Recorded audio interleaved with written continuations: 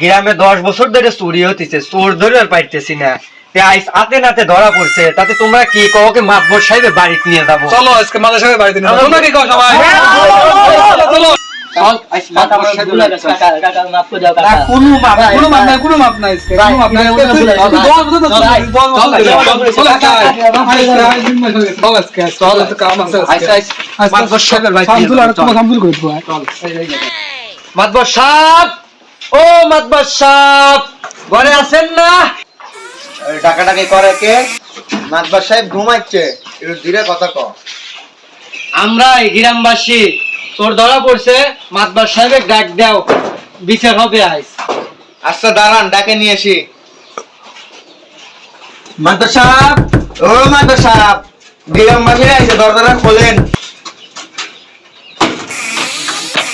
কি হলো রে, তোদের তাপে একটু ঘুমাতেও পারি না। কি হয়েছে? গ্রামবাসীরা আইছে। যা সিয়ারটা রেডি কর দেখি। তোদের কি হচ্ছে রে, এত সকালে ডাকাডাকি করিস কে? কেবল ঘুমাইছিলাম। যা সিয়ারটা রেডি কর।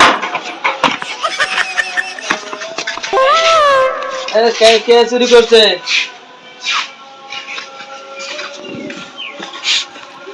বল তোদের কি সমস্যা?